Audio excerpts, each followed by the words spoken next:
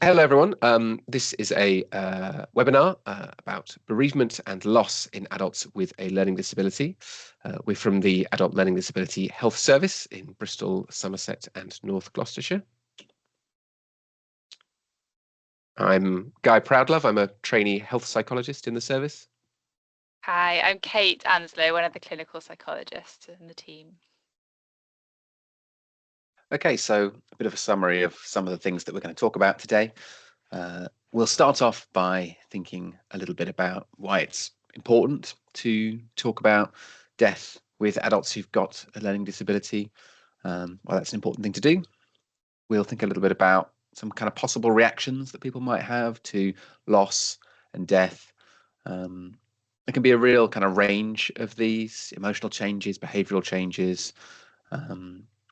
And so we'll think about some of those. We'll also talk about some of the metaphors or images that we often find helpful in explaining grief to people who have a learning disability. We'll also think a little bit about what's kind of typical for bereavement and what it is that can complicate it. Obviously, there's not necessarily always a completely typical route that someone will take. There's lots of variation there, but we'll think about what we might expect sometimes to see. We'll think as well about how people can kind of deviate from that route. So, for example, why some bereavement processes might take longer, for example. We'll also think a little bit about how adults with a learning disability might understand death and the kind of associated emotions that kind of come up around that. So, for example, do they understand what death means? Things like that. What happens to people when they die? And lastly, we'll think a little bit about how we can support the natural kind of grief process. So specifically, what it is that families and professional carers can do to kind of help people along that process.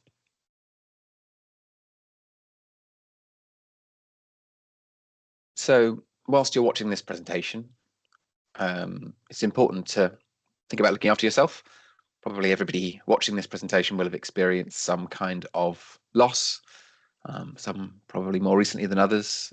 And just generally, we know that discussing grief, loss, dying, it can be a really challenging subject. So please do feel free to do what you need to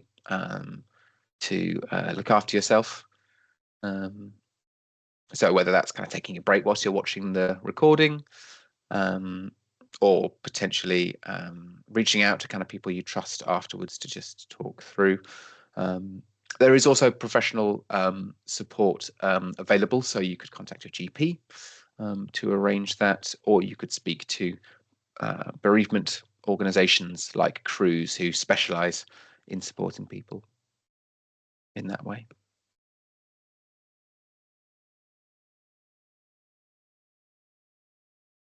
We know that death and dying and loss are things that everyone experiences just a little bit differently. We all have different kind of ways of maybe talking about different aspects of death and loss and dying. And we know that obviously cultural and religious beliefs vary massively around how people talk about death, how people should be treated around leading up to their death, how people are thought of once they have died. We'll aim to be as respectful as we can of these differences. So we'll be using quite open language around death and dying whilst we're kind of going through this presentation. We obviously can't know everything about the different kind of cultural and religious beliefs and practices that people are kind of engaging in around death and dying, but we're trying to embody a kind of approach of being kind of respectfully curious and kind of aiming to kind of be open to finding out more. So we're now going to think a little bit about why death is something that we do need to talk about. We know that there's some real kind of major gulfs in terms of what people with learning disabilities tend to be exposed to around death and dying compared to the kind of wider population. So we often sort of see this starting with things like major illnesses that people might develop, parents or kind of carers or friends. That often that can be hidden from people with learning disabilities. I think with the motivation potentially sometimes to not want to upset that person, or because it's a challenging thing to find the language to explain to them what's going on. But unfortunately, that often then also leads to that person not being fully supported to attend funerals. So we know only about 50% of people with a learning disability are able to attend their parents' funerals, or at least that was the case as of 1997. Obviously, it's slightly outdated now in terms of that statistic, but still, I think very much lower than the wider population. We know that beyond immediate family, like parents, often people with learning disabilities might not be told about deaths of other relatives or, as I say, professional carers, friends, etc. It also means that assumptions can get made around the idea that the loss won't affect someone with a learning disability, that maybe they won't notice or that they won't experience those feelings of loss. And we have a sense that this kind of stems from the idea of a kind of a double stigma with regard to people with learning disabilities. This idea that we try to protect people with learning disabilities from experiencing pain, but we're also in doing that sort of protecting ourselves from acknowledging the pain that they might be experiencing. So, for example, the pain of their living with a learning disability, or the pain of their not understanding what is going on because we've not given them the information. So we know that as well a lack of understanding of death, it doesn't actually protect people from grief, but actually that confusion that might arise from that really does add to that kind of sense of distress. Compared to people in the wider population, we know that people with a learning disability sometimes have less control over the kind of aspects of their life. They might be subject to not only loss through grief, but also losses of professionals working with them. For example, of carers moving away into a new area or a new role, and the disruption that might entail, or people that they know who they're friends with maybe moving somewhere else. We know that things like day centres closing, for example, can have a huge impact. Staff turnover, as I've mentioned, friends and family we've talked about already. We know that people with learning disabilities tend to experience more losses in their life than the wider population. I think that what's really crucial about some of those types of losses that I've mentioned is that often lots of them happen simultaneously. So, for example, a day centre closing, that's lots of people that one person might then lose, or even you might see a chain of losses. So, for example, a parent moving house might therefore mean that the person with a learning disability loses contact with the kind of network associated with that parent. And we know that also people with a learning disability have, who are often at risk of isolation. It might therefore mean that losses are felt more acutely if they have a limited number of close relationships to begin with. So we need to kind of think a little bit about these behaviours having a kind of communicative aspect. This is really kind of true in bereavement, where distress at a loss might result in things like disruptive behaviour, so challenging behaviour as it might sometimes be labelled. And we know that up to about 50% of challenging behaviour of a kind of sudden onset is related to issues of loss, and that's probably because there might be lots of different emotions coming up for the person at the time. They might have a lot of difficulty expressing some of these, but there also might be the case that people with people supporting them aren't necessarily talking about it with them.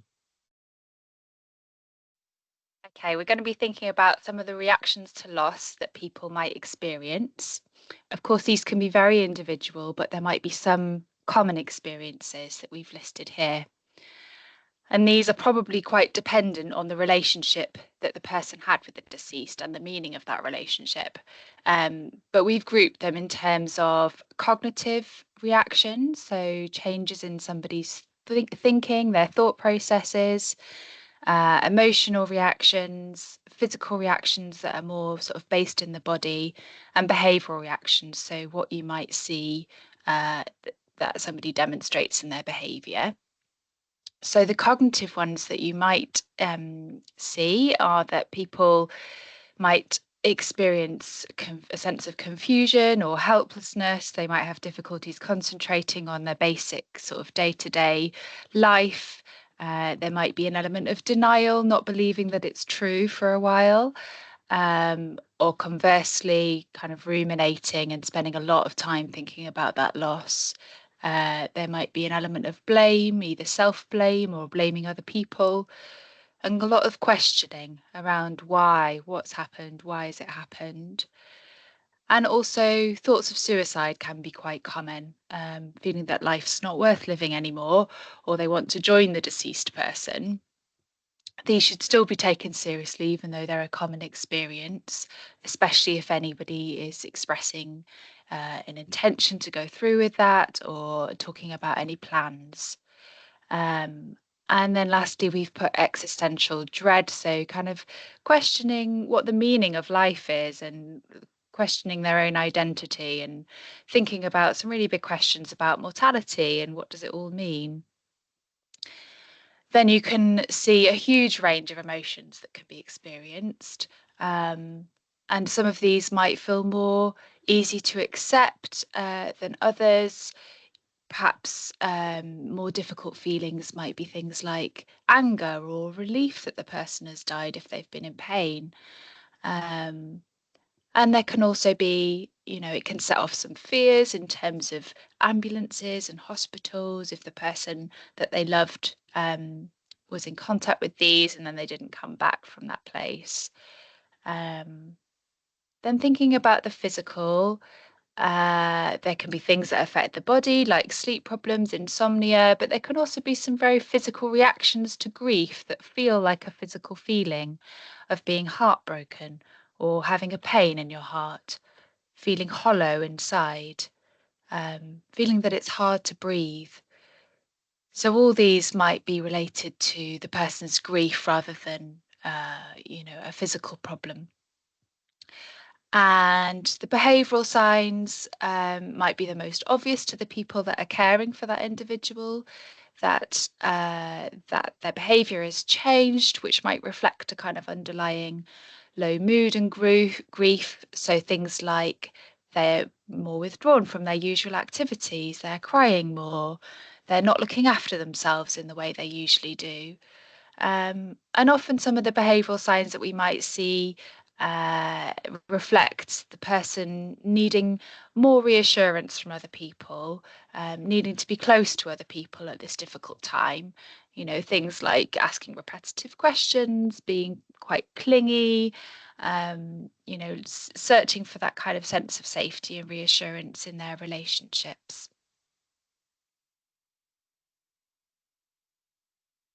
So now we're going to touch briefly on a model of grief so that we can think about how this might look for somebody with a learning disability.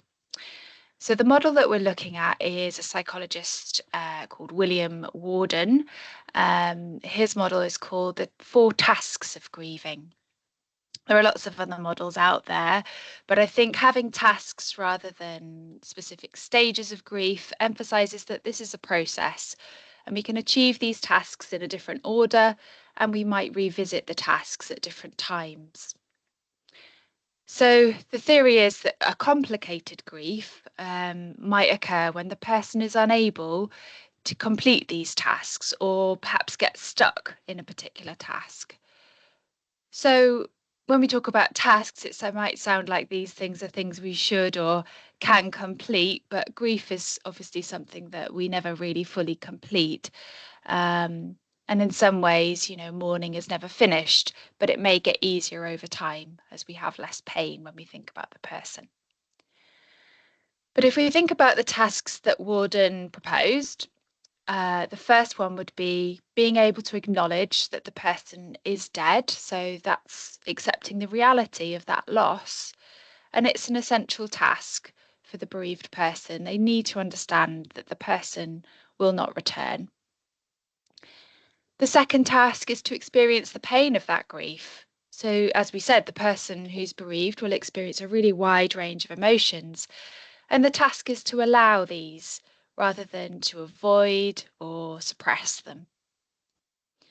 The next task is to adjust to the environment without the person that you love, that you've lost.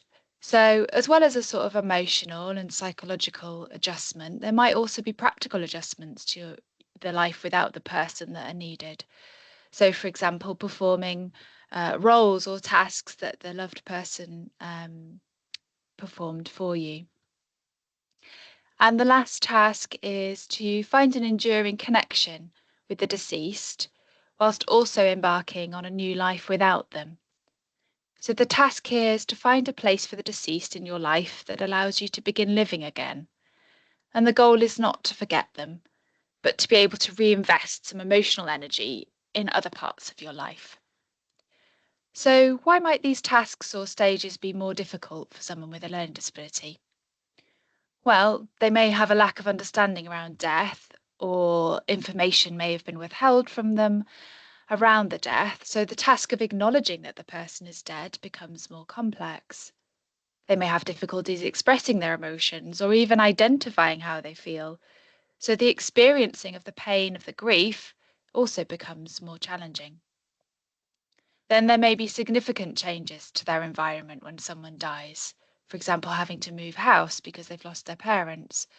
So the adjustment process can be more substantial, and they may be somebody who change is already a difficult thing. And finally, they may have limited opportunities to invest their energy into new relationships and new endeavours. So they have less ways to find their way through to a new life.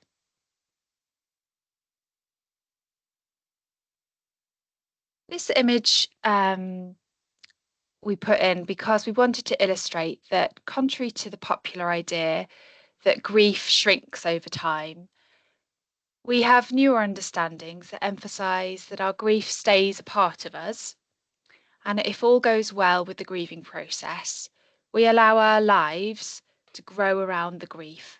So in this illustration, we see that over time, the jar, which is illustrating our life and everything else that we hold in it, is hopefully growing, while the grief itself is actually still there. It's still a part of our life, and it's still actually the same size, although it may become less painful to acknowledge over time.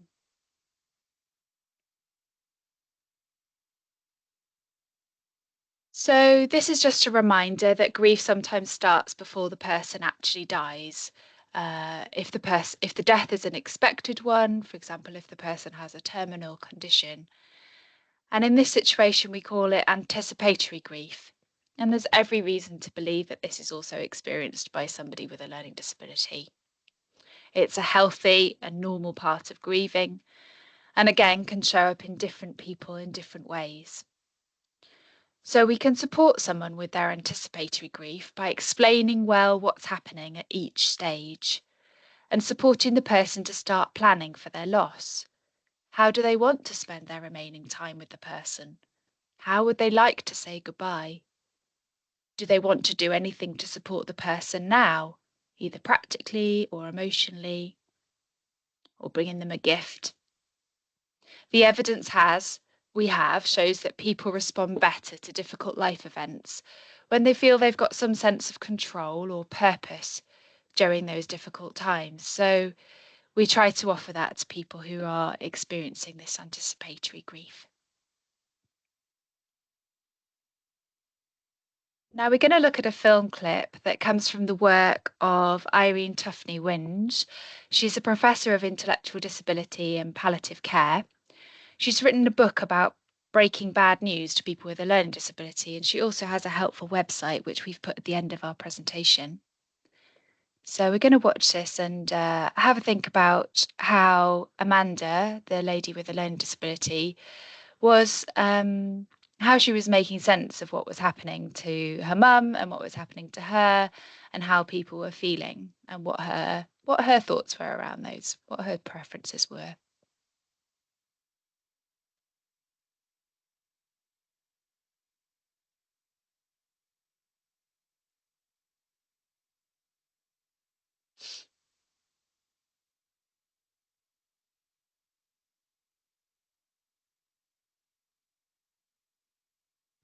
When my mum got sick, she didn't tell me that she was sick.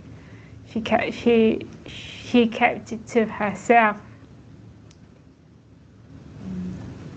and I found that very difficult because she should have told me what was going on.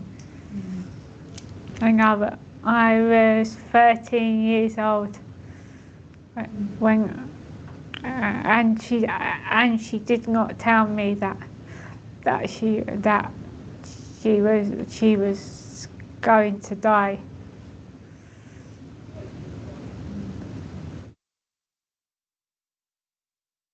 Because she wanted to protect me. She didn't think I would understand what was happening. When she had the people from the hospice there, she told me to go away, and she was shouting at me all the time, and it wasn't very nice for me being in that situation. Because she must have been feeling angry. Why is this happening to her? But she still should have told me what was going on. It would have prepared me for maybe when I found her dead, instead of not going upstairs and finding her. It was a shock. It was scary.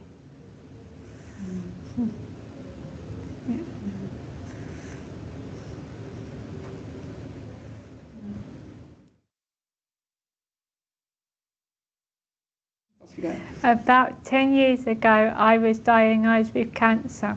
It took a long time for me to find out. What happened? And the hospital couldn't find anything wrong with me, and they didn't tell me what was going on.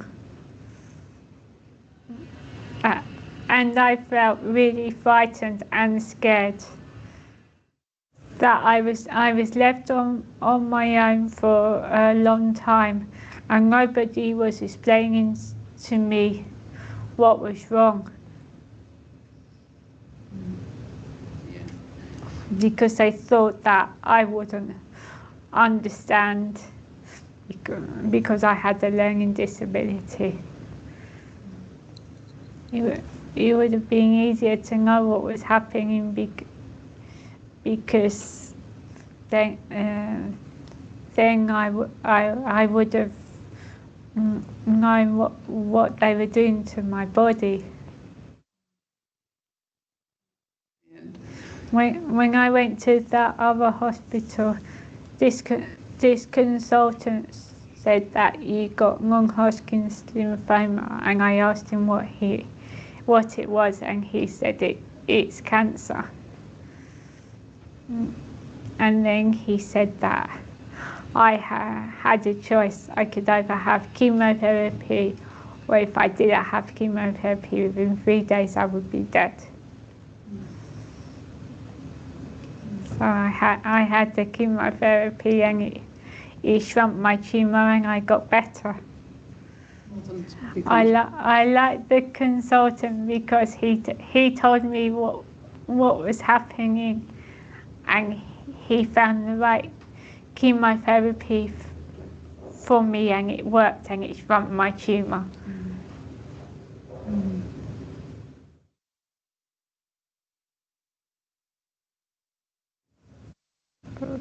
Families should tell their son or daughter what is happening to them, so they can prepare themselves for the person being ill.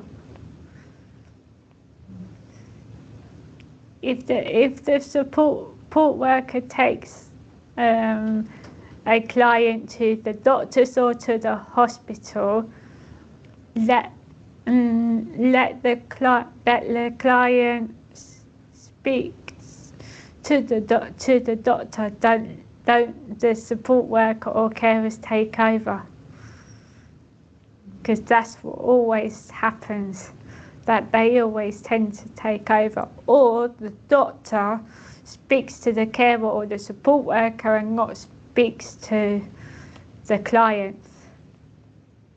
And it shouldn't be like that. It should be for the doctor to speak to the clients. If doctors and nurses are explaining things to somebody with a learning disability, do not use jargon. Use simple words or pictures, or get a book with pictures. Doctors and nurses should tell us what is going on. Just because we've got a learning disability doesn't mean that we're stupid.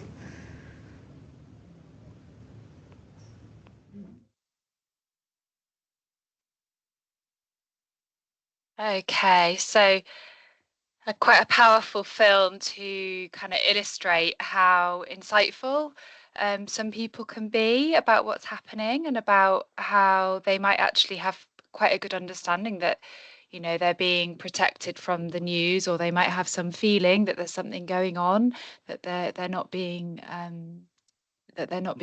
informed about. Obviously, Amanda's probably one of our more able kind of service users, but I think, you know, she feels very strongly that actually it made things worse, that she didn't know what was happening. And I imagine there'd be a lot of other people who would feel that way too. So we'll now talk a little bit about what the grief response might look like in people with learning disabilities.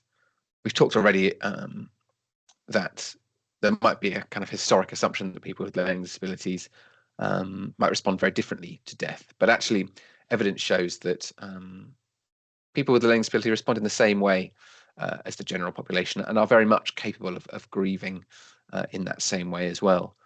We know that people with a learning disability experience this grief, and that it's usually got the same features as the wider population, so things like withdrawing for a time, feelings of low mood, things like that. It's just that, you know, having a learning disability might mean that you need a little bit more time to take on new information or to adjust to changes. And it's because of this that we see people with learning disabilities sometimes having what we call a delayed grief reaction, which we'll talk about in a little bit, or one that lasts a little bit longer. We know that when someone has a communication difficulty, or you know, challenges in terms of recognizing emotion or expressing emotion, that their coping skills are likely impacted. They may not have been given the opportunity to learn the same skills as other people, and that's likely to impact on the grief process as well. So people might not be able to articulate how they're feeling, or they might struggle to identify the emotion that they are actually experiencing. So they need to be given some additional support to be able to do that sometimes.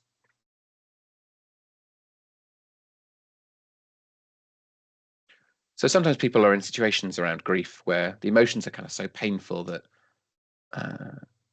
people have trouble recovering from their own grief and resuming their lives.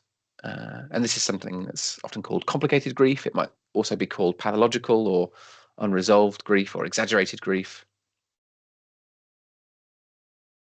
And it's something that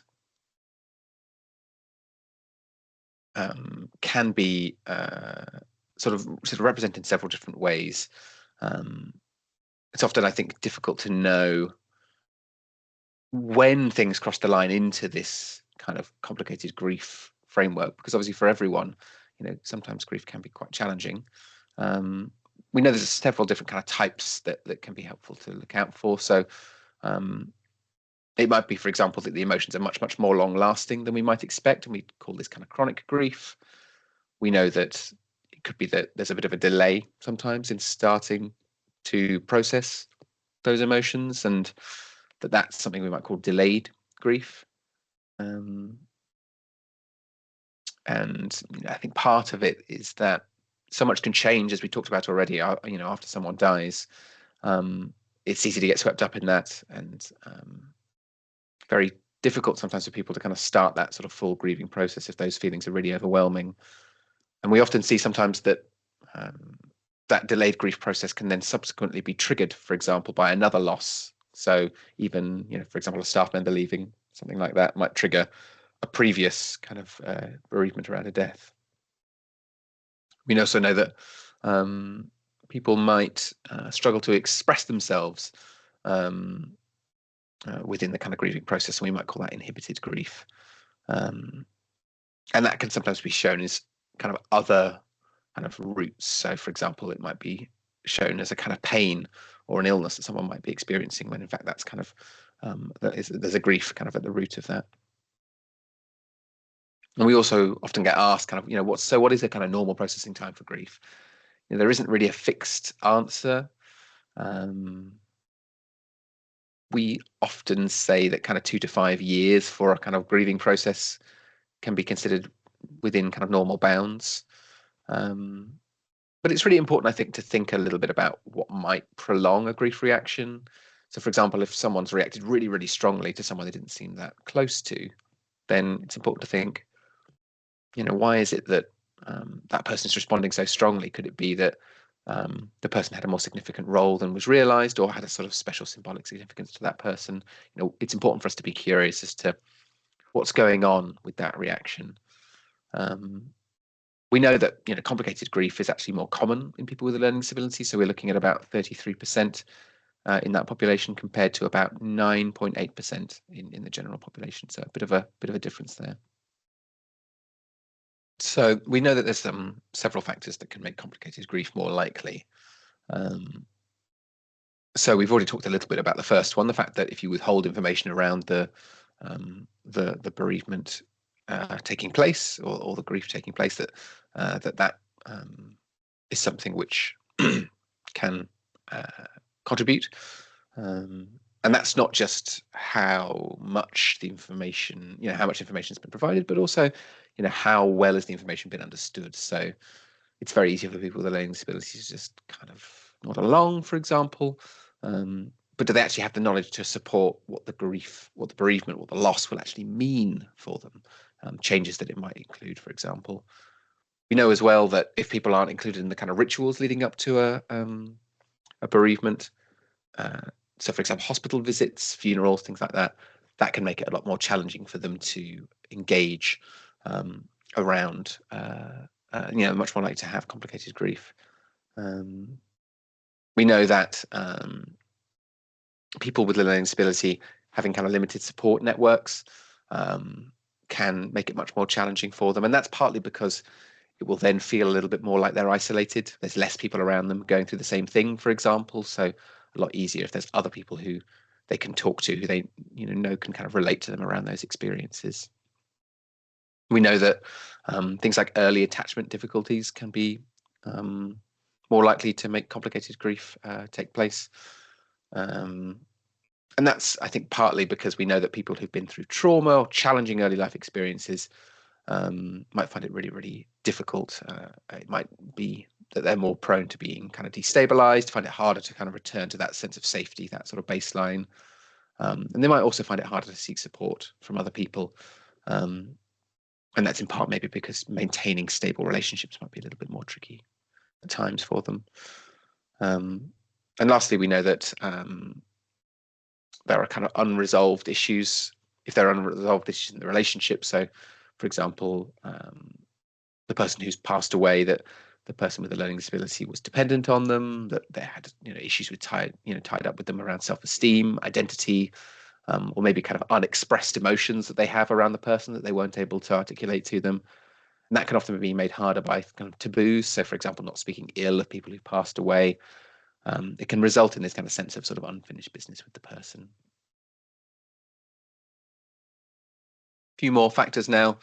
We know that if carers, both professional and family carers, if they lack the kind of confidence or the knowledge around talking about some of these things, that can be really challenging for the person with a learning disability. So really important that carers kind of get that knowledge, which is really good to do. They've got a really kind of key role, I think, in providing a space for somebody to express those emotions. We mentioned earlier that people can have delayed grief reactions, and if they've got previously kind of unresolved losses, then that can make kind of complicated grief more likely. We know that if the death was sudden or unexpected, it's more likely to result in this complicated grief, and that's because someone's got less time to kind of anticipate and prepare for the death. And therefore, it's got really important implications that we kind of do tell people with a learning disability about this kind of news when it does come up. We know that the mode of death can impact as well. Was the death something likely expected? Was it something which was particularly violent or particularly tragic? Those things can have an impact. Or, in terms of timing as well, was it something that, a child passing away before a parent, for example?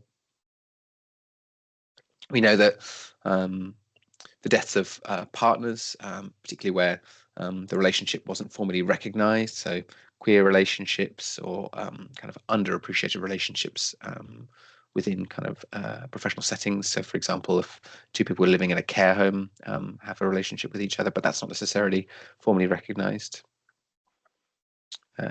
We know that medication can have a huge impact. So there's a really interesting paper that I think we link to at the end of this presentation about the fact that people with a learning disability are impacted by grief in terms of the kind of medication that they are taking. So, for example, they might be on a high medication dose that sort of affects their experience of that and leads to this kind of numbing effect. So, yeah, really important to read that paper if you can. And lastly, we kind of know that during COVID, loss was kind of really complex. People often had restrictions in terms of who they were able to see. So, things happening at that time, were they able to attend, visits, funerals, things like that. So worth thinking about those things as well. Okay, so a question we sometimes get asked is whether the grief reaction is actually a depression or a trauma reaction. And it's very tricky because some of the expected responses that we have to loss and grief, like crying and not sleeping well and feeling very low in mood, are the same as those of a depression. However, because they're an expected response to that major loss, most psychiatrists would be unwilling to diagnose a depression when somebody's recently bereaved. However, for some people, a loss can trigger a depression. Perhaps they've already struggled with their mood before the loss and it's become a catalyst for a depression. And for some people, professional support can be needed. And likewise, there can be a strong overlap between the reactions of loss and the symptoms of trauma. For example, intrusive thoughts and memories about the loss, having an altered worldview, so a loss of trust in the world and other people, experiencing nightmares. And this can be obviously more likely if the circumstances of the death were traumatic or the person was very involved in them, like finding the body. And again, professional advice might be needed, so do feel that you can contact us for that. Now we're going to have a think about how people with a learning disability make sense of death and some of the emotions associated with it. So you might like to reflect for yourself on what the answers to these questions would be for the person that you support. So, do they understand that death is permanent? Do they understand the person isn't coming back? Where do they think the person has gone? Do they think they've gone to heaven? Are they in the clouds? Are they in some way distant or removed from us? Do they understand that death is part of life? Do they know about the life cycle and that actually we will all one day die? And what do they think the person who's died is experiencing? So you might explain that a dead person stops breathing, talking, moving, feeling. However, we need to be culturally sensitive here too, because different cultures have different beliefs about what happens after life. What do they think the dead person looks like? Are they imagining a ghost or a skeleton or somebody resting in peace? And it might be helpful to explore this with them. again, in a culturally sensitive way. And why do they think the person's died? This is the important one, because if it's unclear for them, they might have more anxiety about others or themselves dying. So they need a really clear but simple explanation. For example, your mum was ill. The doctors tried to save her, but it didn't work. Your mum's body stopped working because she was very ill. She died peacefully. So this slide is to illustrate that understanding of death is not an all or nothing thing, but can be seen as being on a continuum of understanding. So we need to think about where the person is starting on this continuum, and therefore what information do they need.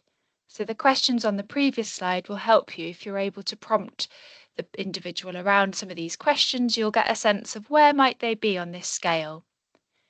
And then thinking about what information they might need to move them slightly further up that continuum. So it might be helpful to think about how you can break that down into manageable chunks of key information according to those different questions. What do they need to know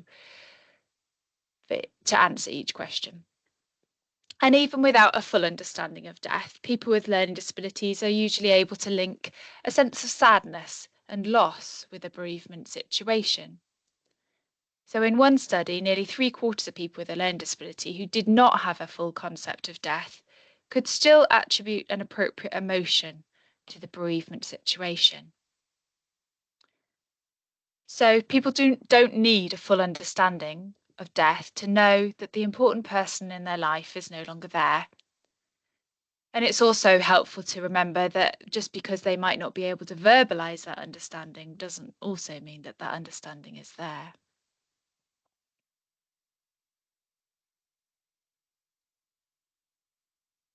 So we're going to think about what the person's understanding of emotions might be. And some people with a learning disability might be very emotionally intelligent. However, most struggle in one way or another with understanding or expressing emotions or both. And if they have autism, this is sometimes even more pronounced. So 1 in 5 autistic people have alexithymia, which means they have trouble identifying, understanding, and describing feelings.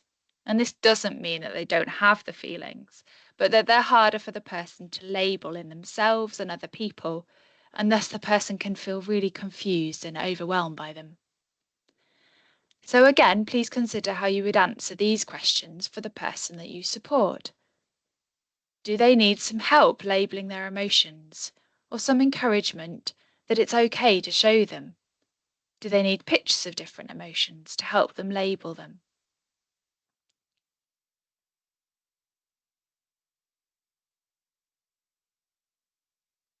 Now we're going to move on to thinking about supporting the loss of the person.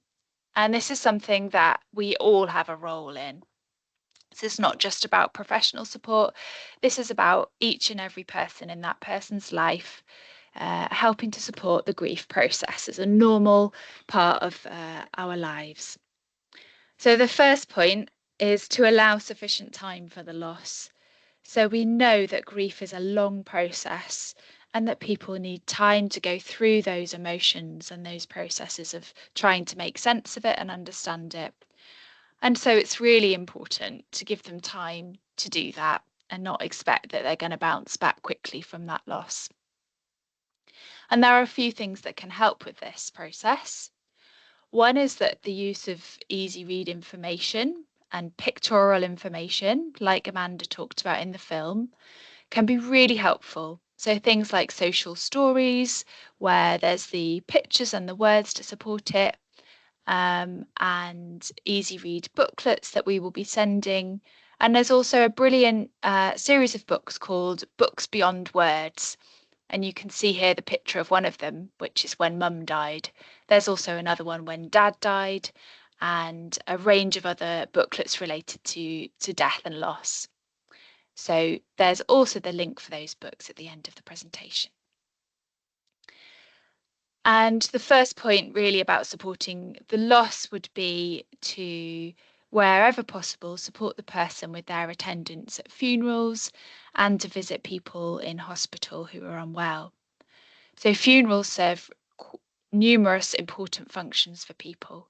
It's a time to reflect, to recognise and understand that other people are experiencing some of those emotions and coming together to experience them. It's a time to supporting each other, to confirming the reality of that loss, and time to think about our own mortality. We also would promote attendance at hospitals with some careful preparation so the person knows what to expect and why. They need to know what condition the person might be in, what treatments the person might be receiving, for example, a drip, so that they're not alarmed by that. And then there is something about creating a balance between giving the person company so that you're creating those opportunities to listen and support them, but also the person might need space. So being able to be prepared to leave them alone and give them space to process their emotions as well. And then we would suggest that the person's familiar routines can be comforting. So sometimes it's about going back to the basics of helping the person just look after themselves in terms of healthy eating, going for gentle walks if they can, seeing some friends if they can, and other family members if that's appropriate. And going about their normal routine and activities to give them a sense of grounding. And in terms of how we support people's emotions, it's important to normalise the experience of loss. So to let the person know that whatever they're feeling is completely normal, because they might be alarmed by the strength of some of those feelings. So it's normal to be crying a lot. It's normal to feel angry. It's normal to feel shocked, and let them know that these feelings will pass in time. And it might be helpful to use references from TV if they've got a favourite TV programme where anybody's died, in EastEnders or whatever it is that they like, and make it as much as possible a discussion about death as kind of just being a part of life. It might be helpful to label some of their emotions for them. If you can see what they seem to be struggling with, you can suggest to them, it looks like you're really feeling really sad today with remembering mum. Or it might be that actually feeling really angry that mum's left. So you're trying to help them label those emotions. And one of the things that, as we've said, can be helpful with that is pictorial emotions. So you can use, we use photo symbols, we use talking mats, but even just, using Google Images to get a range of emotions, and then working out what the person understands of those emotions from those pictures and using the ones that they do understand the best, with careful consideration to what words they use to label those emotions, not necessarily the same ones that you would. They might say upset where you would say sad, for example. And then selectively sharing some analogies. So this may be more or less helpful depending on the person you're supporting. Particularly people with autism can sometimes find analogies really tricky. But we might describe grief as like waves in the ocean. So they might roll in and feel very overwhelming, but they roll back out again and give us some space. And sometimes as storms come along in the ocean, and those waves might feel stronger, might feel more difficult to cope with, and then the storms will pass. So sometimes that gives people some comfort in terms of, that they might be in the thick of the storm right now, but those feelings might pass. And if you've had personal experiences of loss, it might be helpful to share these selectively if you feel you've processed your grief enough, whilst also recognizing that everyone's experience is different. But for some people, it can be really helpful to know that you've also gone through something similar. And in terms of spirituality, it's really important that we're supporting people sensitively and we're able to draw on their religious and cultural traditions. So they need to be involved in those traditions and also prepared for them so they know what to expect. So you as this person supporting them might need to gather more information on particular spiritual or religious beliefs so that you understand the sort of important rituals and customs that the person might need to take part in, and that you can support them to make sure that they do have those on offer. Because we all use rituals to help us gain a sense of control and predictability at difficult times. And different faiths have different rituals that are important at the end of life and after death. There may also be variations within a faith group, for example, different practices within Pakistani and Somali Islamic groups. So it's really important that we are getting accurate information about what the person needs to be supported with. So it might be that you need to try and contact a local faith leader to get some more information, or you can also try the chaplaincy services at hospitals, who could then signpost you to a local faith community. So they might be able to offer some spiritual care to the person if they're recently bereaved. So it's also important to say that our message along the way has been that it's better to have open conversations about death and dying. But of course, someone's culture needs to be taken into consideration when thinking about how we approach those conversations. So it's important, if there are family members still supporting the individual, to think about what cultural views they have on how somebody should be informed, and whether that somebody should be informed, what that information would look like.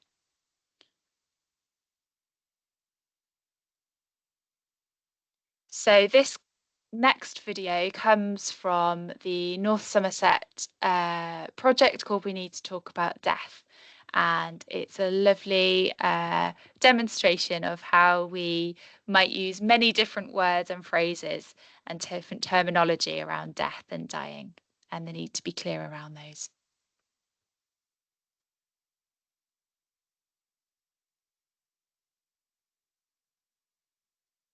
Both rolling on both cameras? Rolling. Yes. Kai, take one. Sometimes people use other words to describe death and dying. Some are a bit funny, and some don't make any sense. Whisked away. Gone to a better place. They're happy in mind. Passing on. Gone. Going to the stars. Not here anymore. Gone to heaven. At peace. With the angels. With the spirits. Lost. Game over. Peace in heart. No longer with us. Dead and buried. Reunited. Died. Kick the bucket. Perfect, that's exactly what I meant. Next one, dead and... So what a lovely demonstration of all the different words and how confusing they can be for people. So it's really important to check out what words people are using, what family members are using, and does the person understand them? And can we perhaps simplify those words? Can we be a bit more straightforward, like just using that the person's died, for example? Although some people don't like that, to be so frank. So also being sensitive to whatever they prefer.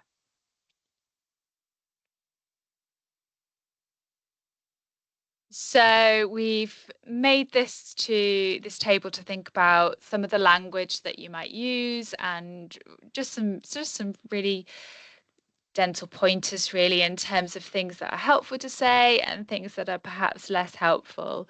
So it might be helpful to ask the person what they miss about that person they've lost. Ask them to tell you about that person so you can find out who that person was and what they enjoyed in life. You might ask the person, what would mum or dad say if they were here? What films or songs or TV programmes did mum or dad or whoever's passed like best? Did they have a fond memory of that person? A holiday or a special trip that they went on? Did they get to say goodbye to the person? Tell them how normal it is if they're feeling a particular way, and let them know that you're here for them and that you're able to talk about it when they feel ready to do that. And things that might be less helpful might be to say that whoever it is that's died wouldn't want them to be sad. Remember, we're promoting allowing those emotions and allowing people to express them. So we also don't want to tell people that they need to be brave or that they need to move on with their life. And also, we don't want to make assumptions that we know how they feel because that we've experienced something. We might have had a similar experience, but have very different feelings. And of course, we need to let people cry as well.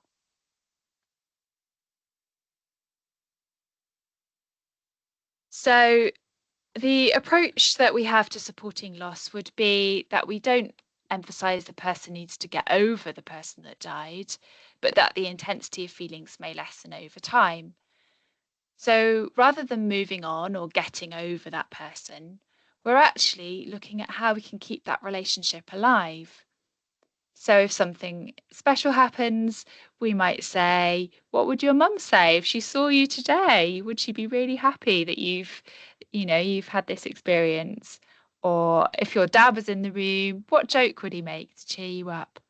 Let's look at some photos of mum or dad or whoever it is that you've lost. And remember some of those good times that you shared together.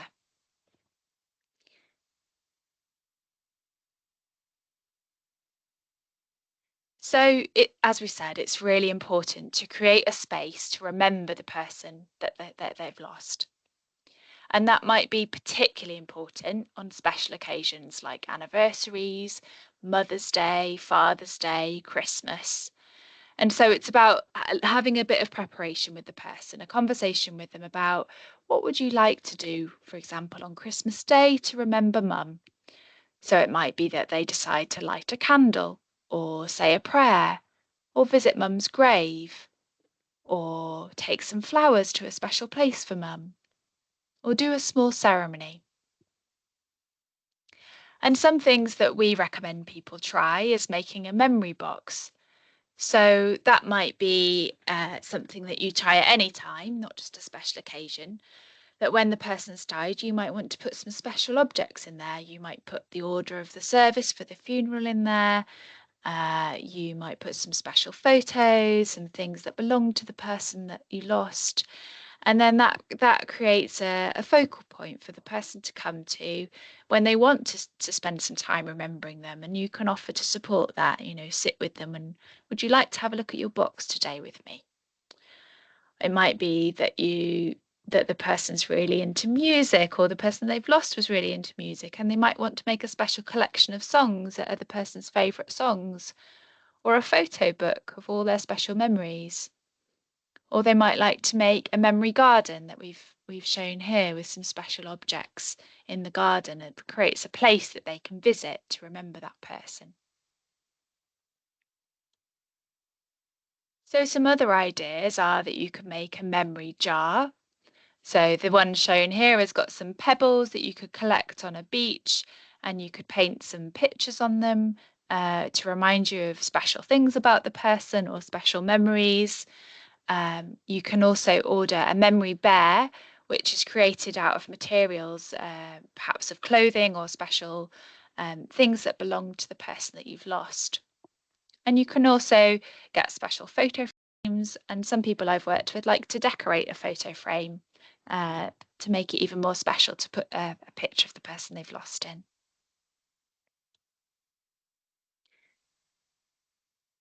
Then thinking about if you've tried all these things that we've suggested in terms of supporting the natural process of loss, and you're still wondering, well, actually, does the person need more support than I can offer? Is it actually that they do need some sort of therapy?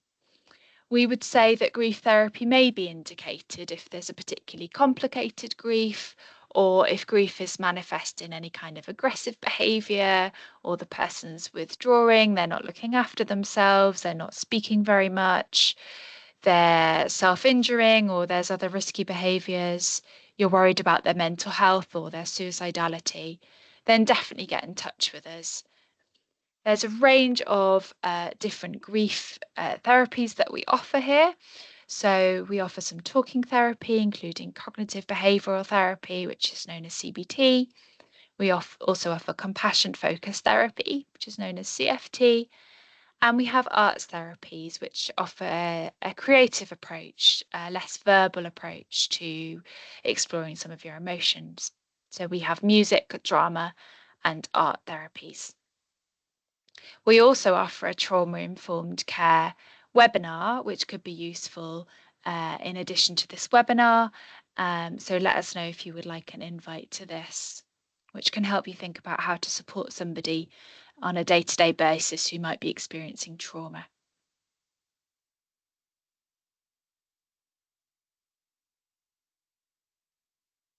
So now we're going to watch a little bit more from NHS Somerset in their film that they made. And it's a lovely summary, I think, of a lot of the things that we've touched on in this webinar.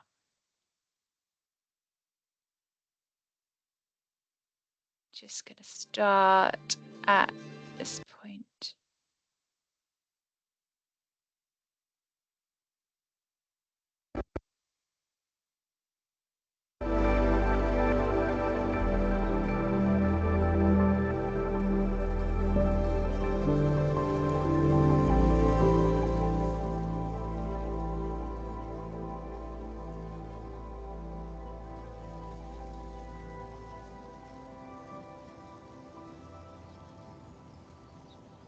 If I'm sitting down now, relaxing, guess what? I can think about the nice times I have with my sister. My Uncle Morris was very friendly, and whenever I felt a bit like upset about something, my mum or grandma would just send me into him and we would watch a bit of TV and we would have a bit of a talk and a chat. And then there's me and my mum on the sandy beach, clear blue sea in Barbados, feeling my feet in the sand. What did she used to sing to you when you were driving along in the car? That will be Earth, Wind and Fire. Yes, she used to wind down the windows with the radio full blast. Tell us about someone you lost who you were really, really fond of. Grandma. I used to watch Friends with her. She liked Sexy Joey, and she was 86. We had fish and chips together. I think a lot about my mum. Yes, I know what caused her death. She died with breast cancer. Was she at home when she died? No, she wasn't. She was in the hospice. Sister, I think she have cancer. I can remember my sister told me, not yet, Alec, not yet. When I leave the hospital and come back home, I will put a big barbecue on and we will have a big party. That didn't happen. And I never got to say goodbye to my mum. I wanted to see her before she left me.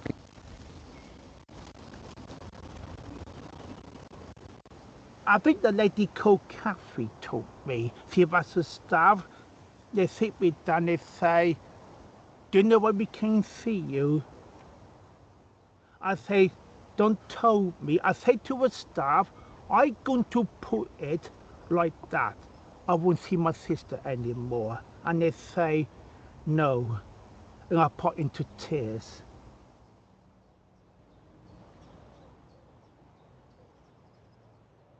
It's hard. I lost my grandma. I loved her. I missed her a lot. So did you go to her funeral? No. No. I didn't go to her funeral. I was upset. Now I want to go to her grave. You know, I must have been very, very young.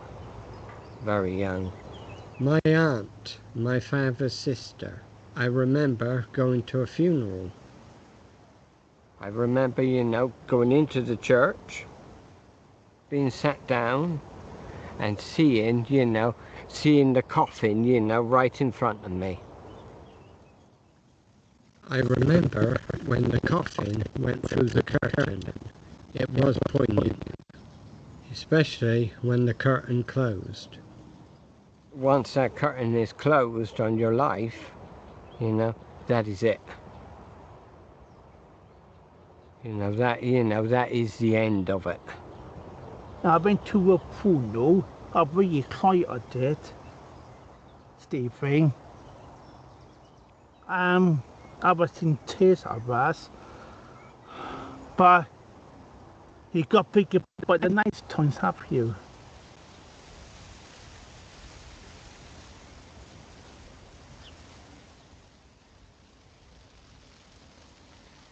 I feel that my mum is talking to me right now. I had a feeling she walked around. My mum is in my heart, saying to me that you have to be strong. And I know now, you're up in the heavens looking down on me. And I feel better. If I outside at night times, in the dark at night time, and I see the star in the sky, I think that is my sister in the star looking at me. I picked up nice foods. That's really lovely. And I think that is best. Okay, I'd like to stop now. That's really lovely, Eric. Thank you very much indeed. Beautiful. Yeah. Really lovely. Thank you so much. You okay? Yeah, I'm okay. Fantastic. But we got to do it. Let's stop and let's do his portrait. So yeah, lovely, lovely video there. And I think what also works really well about that video is the setting that they've chosen for those conversations. You know, they've chosen somewhere in nature, somewhere really peaceful. And so I'd also encourage you to think about where you're trying to have these conversations. You know, perhaps the person feels more comfortable going for a walk and having a conversation, or going somewhere nice to have those conversations. So helpful to think about, you know, not somewhere too busy, to where people are, you know, you might get interrupted. It needs to be somewhere that the person feels safe and calm and relaxed.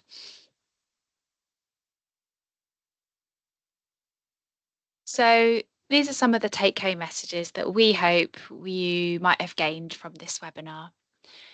So the first one is that people with a learning disability might need extra support to understand death, but they can grieve whatever their understanding. And hopefully we've illustrated that everyone has a role in supporting that natural grieving process and giving you some ideas of how to do that. And I think ultimately it's better to risk saying the wrong thing than not saying anything at all and risk that person not having that support available day to day. I think people are usually quite forgiving if we say the wrong thing. And as we said, there's some links here to further support. So there's the Books Beyond Words set, there's the website for Breaking Bad News, there's a couple of other websites, Bereavement and Disability, and the Build one, which is the British Institute of Learning Disabilities, both about learning disabilities, and then the Cruise Bereavement and the Dying Matters websites about loss and bereavement more generally.